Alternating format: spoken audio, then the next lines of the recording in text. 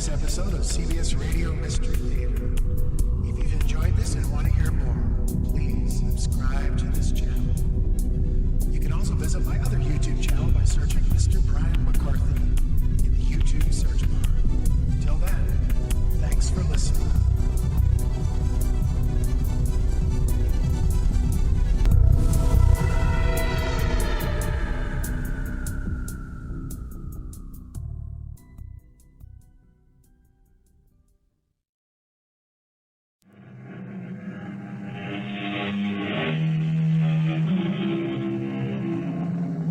Come in.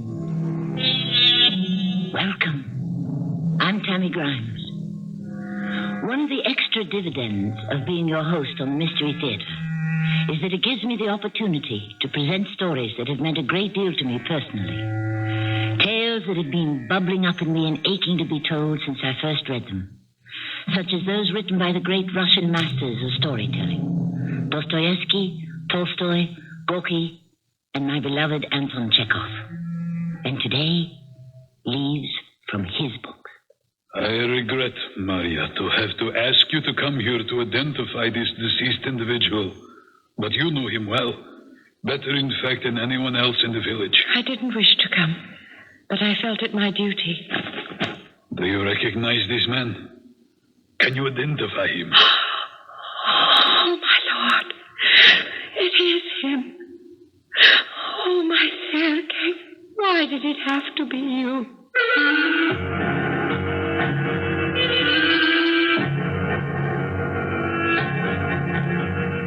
Our drama, The Schoolmistress, is adapted from the classic works of Anton Chekhov for the Mystery Theater by James Agate Jr.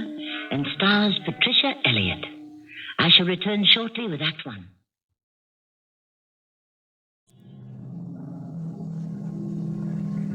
The Schoolmistress is one of the most touchingly tragic creatures Anton Chekhov ever created. It is winter in a small Russian village. Maria Vasilyevna has dismissed her classes for the day, has put away the slates and stored her precious books inside her table. Maria Vasilyevna, open the door! I'm coming. Quickly, let me inside. The snow has fallen between my collar and my neck, sitting up there in my cart. It was fierce driving over here, Maria. But what are you doing here at all, Semyon? I don't go to town to collect my salary until the end of the month. That's a week away. I am here on an unfortunate mission. I have come to fetch you. Oh, what? There Why? has been an unfortunate accident. To whom? Not one of my pupils? No, to Hammond. Oh, Sergei Hanov. Yes, so they sent for me to fetch you. What happened to him? No, please, get your coat. We must go. But why should I go? The commissioner asked me to ask you to help identify him. Now, I know it's gruesome, but you are the only one, Maria Vasilyevna. Sergei, dead. It's not possible. Well, I'm afraid it is. Will you do it? Please. I must sit down. This is terrible. I don't understand why Sergei has to be identified. Don't they know it is he? No, not positively. As for me, I never looked at the man that closely, so the commissioner didn't ask me. And the other members of the Zemstvo school board to which Sergei donated his time, the other examiners, won't they come forward? No, not one of them is available. They have gone on to other villages to give the teachers their examinations. Semyon, are you saying you personally would not recognize Sergei Hanov if you saw him? Well, I have hardly ever driven him. He has no need for me. He has his own coaches and horses. He's passed me on the road. We wave. What makes them think it could be Sergei? Well, they're not sure. No one in the town hall is sure. He's only been living here a year, and not many people got to know him. You see, the body, that is, it's difficult to recognize because the face, it has been... And the commissioner is demanding I go and identify this person when it doesn't even look like Sergei Hanov. What happened? Was it a hunting accident? Well, no one is exactly sure what happened. I am very upset. To be told the dear man is dead is one thing, difficult enough. I know. That his dear face is not recognizable. Semyon, I don't know that I have the strength to look at him now. You don't have to go. I will tell the commissioner it was not possible for you, not emotionally possible. They will have to find someone else. Besides, it probably isn't even Hanov. How did this awful thing happen? He was so young, no older than me. Do you know what happened? Well, nobody really knows, and if they do, they haven't come forward. He was found yesterday morning in his house. In his house? Then it must be him. Have you decided? Please, I beg you, Maria. If you are coming, put on your coat and we will start. The snow is coming down so thickly it will completely hide the road, and I will never find the way back to town. I'm coming. Poor Sergei. The dear lost soul that he was.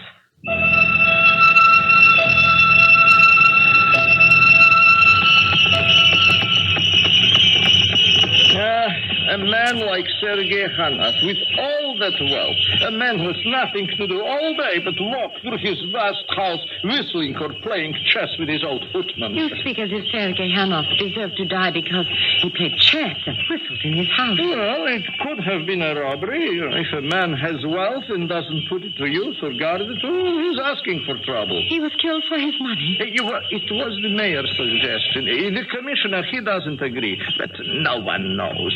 As I said, they're not even sure it's him. I hope for your sake it isn't.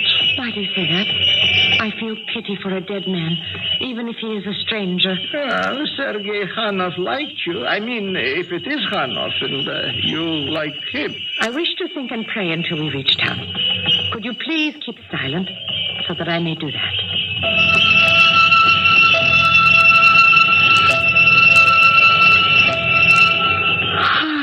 The first day I met you, Sergei. It was not as Semyon remembers it, but before, at the examination of teachers. A volunteer member of the school board, you had dressed in all new clothes. I thought you very attractive. I was embarrassed sitting beside you in that hall. I don't know why. You were so different from the frigid and sensible examiners who came once a year. You were so courteous and deliberate. We're almost there, Maria Vasilievna. I must say, you have great courage. May I help you out of this sleigh? We had arrived at the town hall, which was also the police station, marriage registrar, and so forth. Careful. It's very icy here. I cannot believe I'm going to see him. Why did they ask me? It will be someone else. Sergei's gone on a trip, that's all. Oh, but if it is him, how can I go ahead and say, yes, that is him? Mademoiselle, may I assist you? It's all a nightmare. I shall wake up. I have fallen asleep in the schoolroom. Sergei Hanov is alive, and he is going to ask me to marry him. Commissioner, our teacher is a little shaky. You can understand the situation. I suggest you wait a little before subjecting her to... Of course, but no more than 10 minutes. The police are anxious to begin their investigation, but they cannot begin before they know who it was that was murdered. Then they can look for possible suspects. Commissioner, I am ready. I have rested enough. Well, I will take you and show you the body. I was sitting here thinking, this is all a dream. I'm afraid it is not. Please, walk along with me. May I take your arm? You see, it was yesterday they found this man in the house of Sergei Hanov. It was natural, therefore, to surmise that the man was indeed Hanov. Unfortunately, there has been violence, and he is not entirely recognizable. Death, we believe, was caused by a gun in such a manner that a good deal of the features of the deceased have been destroyed. Here we are. I want you to know how much the mayor and the town council and I appreciate your coming here, voluntarily, as it were. Is the person there, over there under that sheet? I'm afraid so. We will just step a little closer, and if you wish, you may hold on to the back of that chair. There, yes. These matters are never easily taken, especially by a lady such as yourself. A respected member of the community. For how long have you been teaching here, mademoiselle? 13 years. Schoolmistress for 13 years. Oh, think of that. Well, I will now draw the sheet from the face of this unfortunate victim. Do you recognize this man? Can you identify him positively? My lord. Yes, that is him. Sergei. Why did it have to be you? This man is Sergei Hanov. Yes. You are certain, mademoiselle? You could not be mistaken. Oh, yes. Even though his poor face is turned away, there is something that makes me certain. That is good. You see that little gold earring in his left ear? He only wore one. I never knew anyone before to do that. Certainly never a man. It is him. Well, no question you have identified him. I keep repeating that because most of the face is turned away from you. There is unfortunately nothing there to see. As I said before, a gun had blown half of his face away. Oh, Sergei, my darling. What have they done to you? Simeon, come quickly. Maria Vasilyevna has fainted. It's not true, Father, is it? Tell me it's not true. My little Maria, I wish it were not. This is a great deal for a child of 10 to bear, or her father. Your beautiful mother has been taken from us by the Lord. It is his will. Why did Mother die? She didn't wish to, child.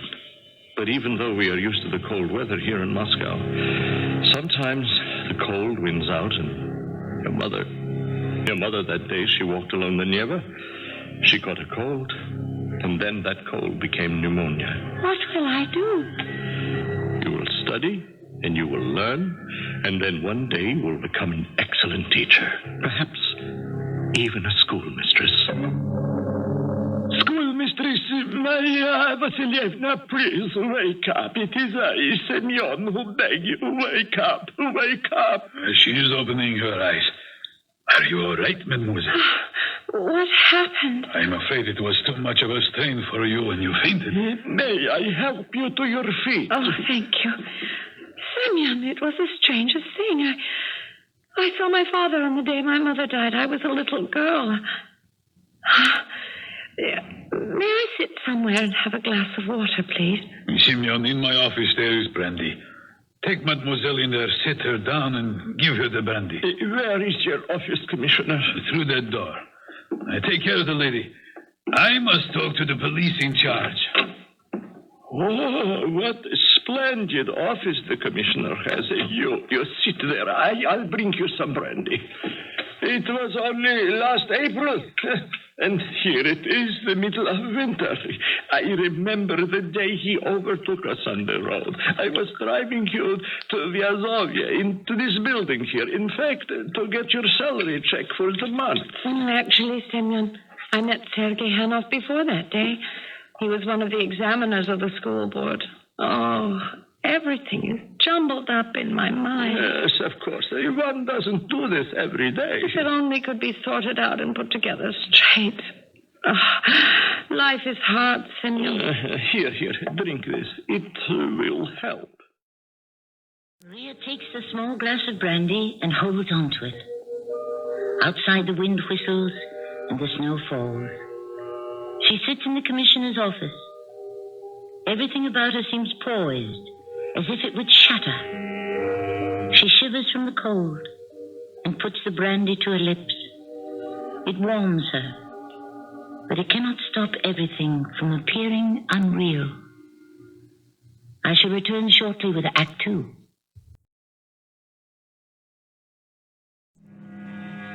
Maria, the schoolmistress of a district many kilometers from Moscow, has identified a murdered man as Sergei Hanov. Someone, perhaps, with whom she was in love. Semyon The driver of the sleigh who brought her to the police station has given her a brandy to calm her. Yes, I too can only think of him alive. I don't understand how he could be that body lying under a sheet. That day in April was the first time he ever spoke to me. I remember. I will remember forever. Spring had suddenly come to Mother Russia. 8:30 in the morning, sitting in front of the cart, Semyon holding the reins. Are you angry with me? Angry with you? Of course not. I was just thinking, how too familiar is this road from the school to the town and back? Well, all roads become familiar when you travel them long enough. And this muddy path to Vyazovia is no exception. I have been schoolmistress for 13 years, and heaven only knows how many times you've driven me to the post office, the town hall, to collect my salary, to buy food, and back to the schoolhouse. Everyone says there is good money in being schoolmistress. People say a lot of stupid things. Money. There are those that have it, and there are those who have little or none and live from day to day. I envy those who have money and don't have to work for it. I don't know anyone like that. Perhaps in Moscow, but not here. Well, what about Sergei Khanov? I'll wager you he has never done a day's work in his life. How can you say that? He does all kinds of charitable work. He is also on the teacher's examining board. You call that work? They meet once a year. Please, Semyon, stop talking. Let me alone with my thoughts. Oh, I'm sorry. You're not in a very good mood today, huh? I shouldn't be cross with you. Are you more sad today, or is it my imagination? I'm still a young woman. And yet I feel I have lived out here for 100 years. I can imagine no other future for me than the school and this road to the town and back again and again and again. Well, you know, you're very well liked by everyone. 13 years. And then another 13 years and another 13. You know, I read somewhere that's an unlucky number, 13. But I don't believe it. No. You are an educated woman. There is no such thing as luck. Is there? Am I right? No such thing as luck.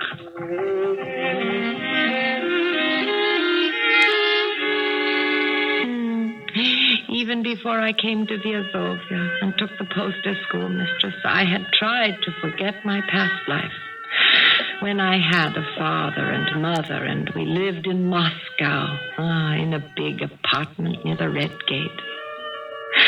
Now it is vague, as seen through a cloud.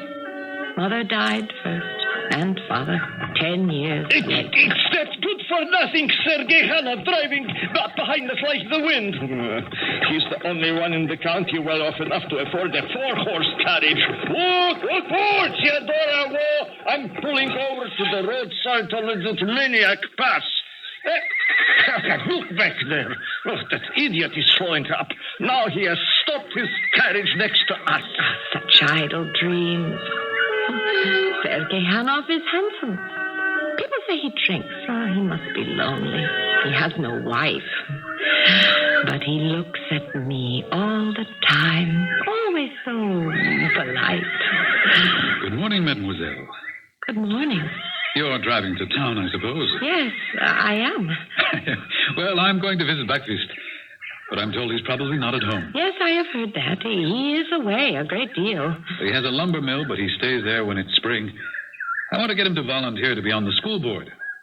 Everyone must do something for education. A duty. Would you agree, Mademoiselle Vasilievna? I am not a judge. Everything about the school is so unbusinesslike. The council does nothing. No one was there when I went yesterday. I've been asking them for 2 years to dismiss the watchman. Oh, this is the first I've heard about it. He's rude to me. He hits the schoolboys. No one cares. I'll take care of it. Let me take care of it. Well, I'm going on ahead. If you like, you can follow me off the high road to the village. It's faster. That by road is very muddy. I came that way this morning. You just follow me. Nobody listens anymore. Everybody knows everything better than I do. Well, I suppose we might as well follow him and use his tracks and trust we don't sink into the mud. Sergei is really handsome. Here we are, tagging along behind his grand carriage with 4 horses. Why does he live out here, so far from anything, when he could live in St. Petersburg or London or Rome? Why does a rich man take a bad road to the village? What a road this is. It could smash your carriage. Stop. Whoa, stop. Driver, I have done you a disservice. Mr. Hanoff, I am not to be called driver. My name is Semyon. Mademoiselle, forgive me. I thought this side road would be quicker, but it's a swamp. The mud is that thick. And now I've looked ahead, and if you keep to your right, it gets drier. Oh, mademoiselle, you will forgive me. Certainly. The mud had nothing to do with you. Au revoir. I turn off the road up there to the left. You stay to the right. I know these roads. You don't have to tell me. Mademoiselle Vasilievna, I shan't forget to bring up the matter of the watchman at the next council meeting. It's a promise. Sergei Hanoff. He drinks. This lovely man is going to ruin for no reason. If I were his wife or his sister, I could devote my whole life to saving him from ruin. His wife. I think of love, of beautiful eyes, of something which will never be his wife. Life is making me grow old and coarse, ugly and awkward.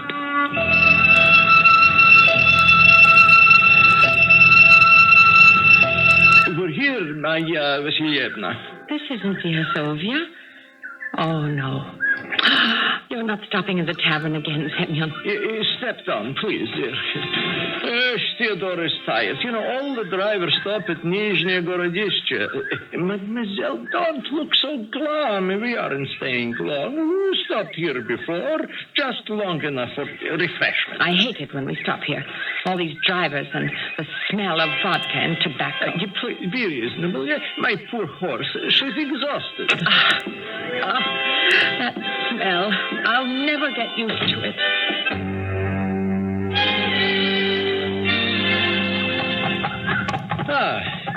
There. Was that so bad, huh? We didn't stay long.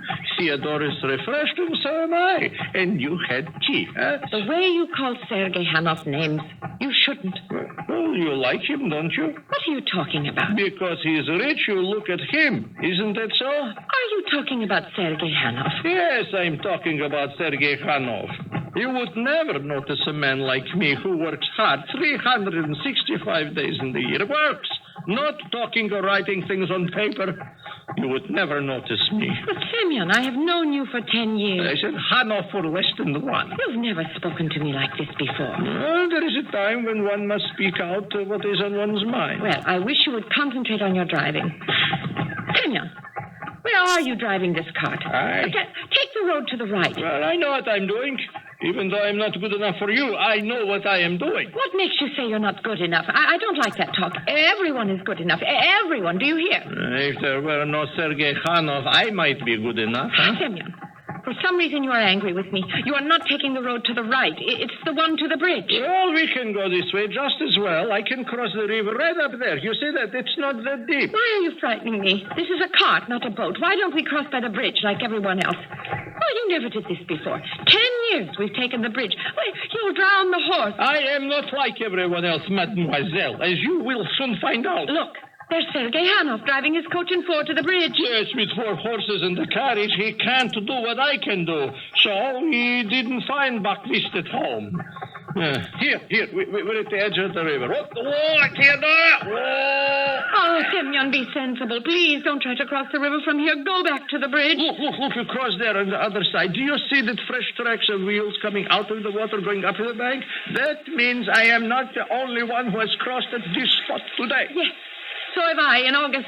When the river is dry.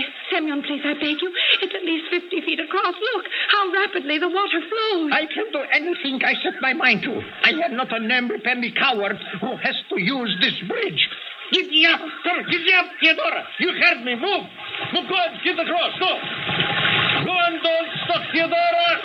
Why have you stopped? Oh, the water's up to her belly. Go on, Theodora. Go on, it's not much further. The water is coming in at my feet. Everything will be ruined. Hey, go on, Theodora. Keep pulling. You're almost there. Oh, this is madness, Semyon. I don't understand what you're up to. You have never behaved like this before. I want to prove to you what a man is like. A real man. Not some pampered person in a coach and four who has to use a bridge to get across a river.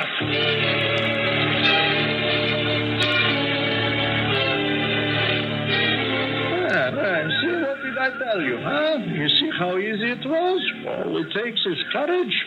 And we have saved 3 kilometers by fording the river. Oh, what are you talking about, you fool? Look at me. Is this the way I can march into the Board of Education and request my salary check?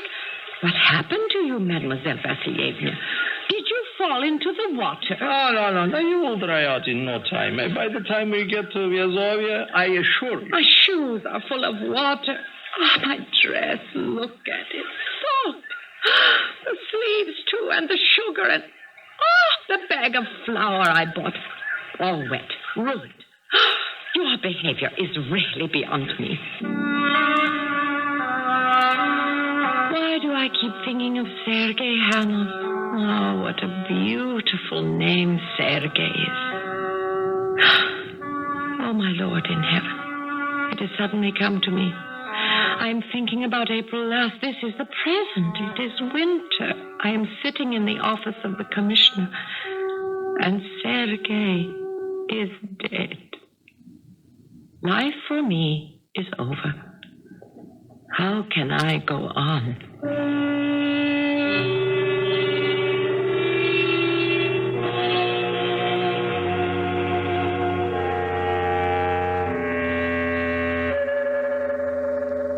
So there has been some exchange of love between the schoolmistress of the small town and the wealthy young man who did nothing but play chess and volunteer time with the school board. Was there an exchange of vows or promises, kept or broken? And the young Sergei is dead now, killed. But why? And by whom? I shall return shortly with Act 3.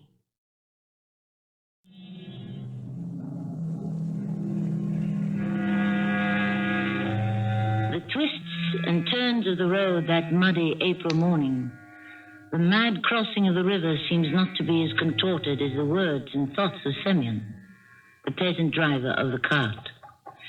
He has confessed his jealousy of Sergei Hammond and almost confessed his affection for the schoolmistress Maria. They reach the railroad crossing just outside of town. Bad luck. A minute earlier, and we would have been able to cross the tracks before the barrier came down. Where are you going, Maria Vasilievna? I'm getting out of this cart. I want to stand over there and watch the trains. I must get as close to trains as I can. If I could be on one of them, with someplace to go, far from here, a new life. That lady, standing on the platform between those 2 first-class carriages. It's Mother. Oh, what an uncanny resemblance. The brow, the same beautiful hair. Oh, she's gone. Oh, Mother. What has happened to your little Maria? May I offer you a handkerchief, mademoiselle? Oh, Monsieur Hanov, I didn't see you. My carriage is right behind Semyon's. One has to wait until the gate opens. I couldn't help noticing you putting your hands to your eyes. There's a great deal of soot near the railroad. Thank you. I will borrow it. I like to get as close to trains as I can. Whenever one is passing, I stop and look. I thought a gentleman of your position could travel anywhere. That's not quite accurate. Moscow is the place I would prefer to be. But I can never return there ever again. What brought tears to my eyes was seeing a lady on that train who reminded me of my dear mother. Oh, she has passed away? And my father. As the train went by, I suddenly had this vivid picture of my father and mother, our flat in Moscow. I had pigtails then. The aquarium with little fish. Would you believe it, Monsieur Hanoff? The sound of the train was the sound of our piano. Oh, I miss music out here also. It was miraculous, those few moments as the train went by. It was 13 years ago. I was young, well-dressed, in a bright, warm room, among my friends. But here... Mademoiselle, I would beseech you to permit me to call upon you, and perhaps in time I could be your friend. Here you are. Yes, they're going to lift the barrier in a minute. The train's long gone, and still that gate is down. Very, very slow and lazy in their duties at this crossing. There at last. Come along, Maria Vasilievna. Au revoir, mademoiselle. I shall pay you a visit if I may, and please, here, keep my handkerchief. I shall return it to you when we meet the next time, but I must wash and iron it. Are you coming? Don't wash the tears out. I'd like to keep those. I, too, have tears over the past. Mistakes, oh, mistakes. Well, au revoir.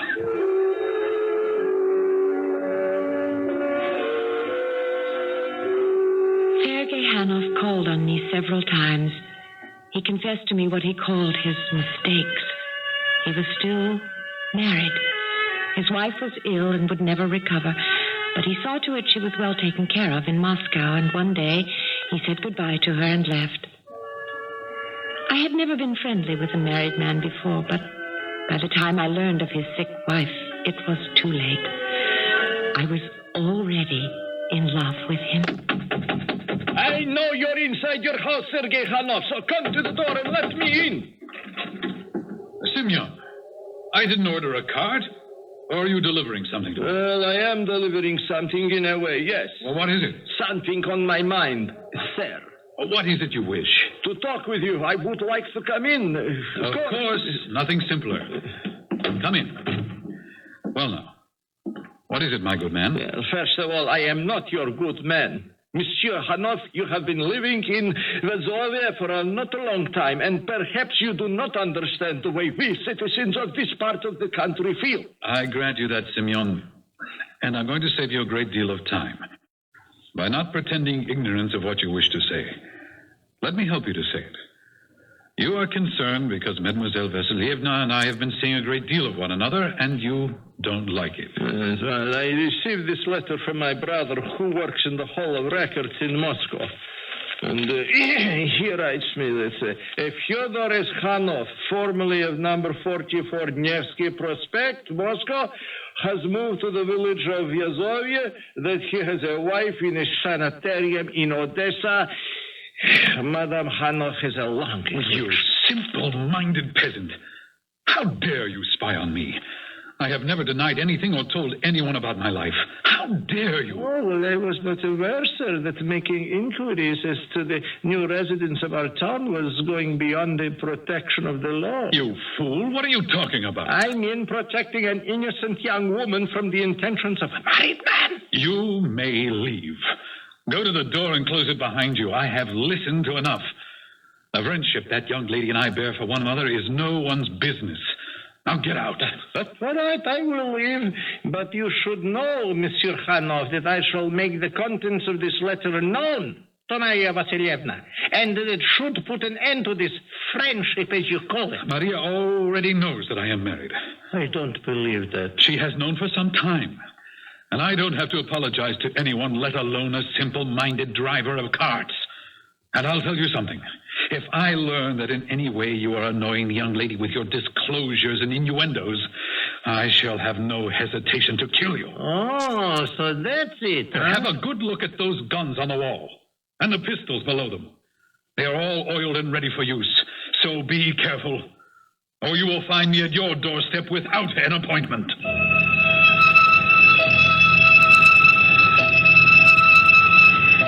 He told me about the visit from Semyon, and it frightened me. He told me there was nothing I need fear. It was my birthday. Just 5 months to the day when we had first met at the school board examination, and Sergei himself had prepared a dinner for us in his vast house. Just the two of us. To your health, my dear. Yes, to us. Happy birthday, my dearest. Thank you. Was the dinner to your liking? Oh, yes. I think there's nothing like candlelight to show off a woman's beauty. What is it, Maria?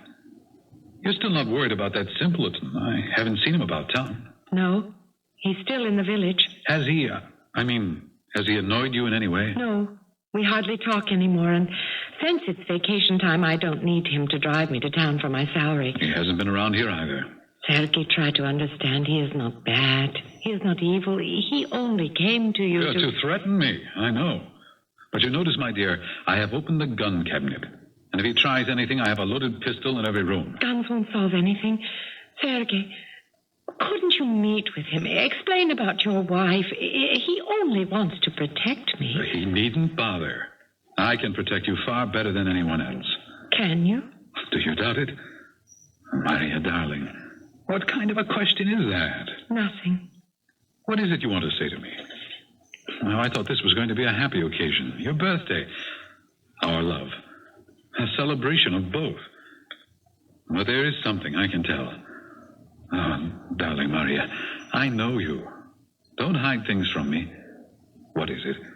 What troubles my little schoolmistress? It's nothing. It's not your responsibility. If it touches our life in any way, I want to know. I love you. And we will be married one day. Yes, one day. But in the meantime, however long that is, what can you do? I think to myself, how many times in the past 13 years, and soon enough it will be 14, how many times have I been driven to town to collect my little salary, and how many times do I have to stop to rest Semyon's horse, stop at that tavern and listen to those crude people drinking and making horrible jokes? Well, why haven't you told me this before? There's no reason why I can't drive you to the village on these occasions. And have more people talk than are talking already. So I ask myself, will this dull life that I despise go on forever? I'm filling your glass and mine. And I must say, Maria, that you're not very flattering. I thought that you and I were certainly not leading a dull life. My, come. Raise your glass and let us drink to the two of us. To the three of us. What? What did you say? I drink to the three of us. Sergei, I'm going to have your baby. Oh, excuse me. I'll get Peter to come and clean up the mess. Sergei, I'm sorry if I have upset you. Oh, not at all. Of course not. Oh, my goodness, I'm breaking out all over in perspiration. I became very nervous, too, when the doctor told me that it was so. Does the doctor know how far along? He doesn't have to. I know. My baby will be born in 4 months, perhaps a little less. So now you understand what I had on my mind, why perhaps I was so quiet. Too quiet on my birthday. A birthday? Maria, listen to me.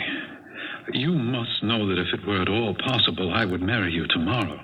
I want you to believe that. Yes, I believe that, Sergei.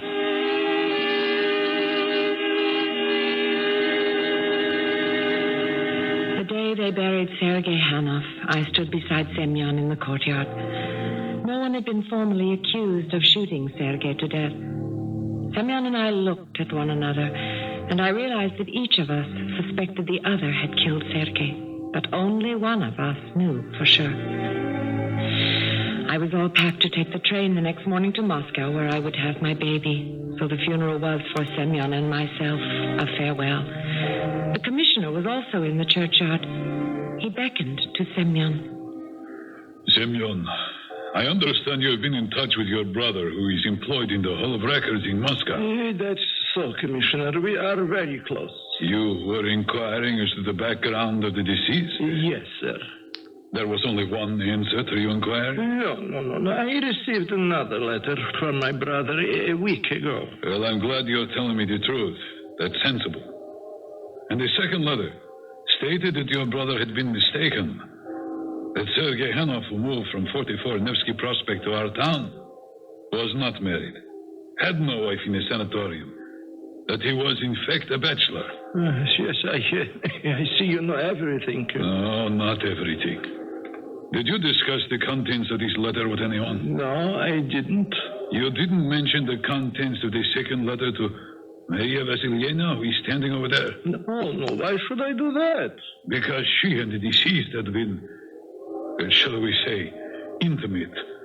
Because, shall we say, Chekhov was pretending to be married, and therefore marriage with our schoolmistress was out of the question.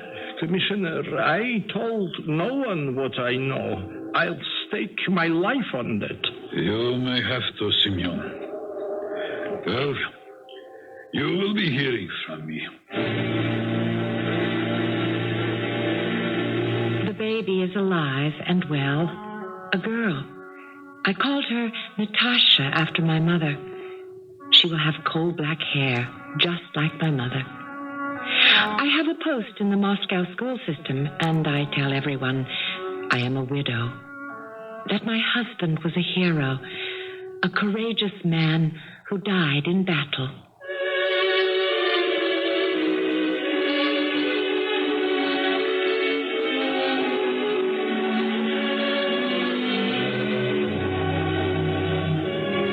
I think you can guess why I, as an actress, would be attracted to the works of the great Russian writers.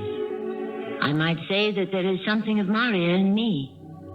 The restlessness, the desire for a better life, the dreams, and most of all, I think, the poetry of that schoolmistress. Before I leave you, I want to tell you what others have thought, in words far better than mine. I'll be back with those words shortly.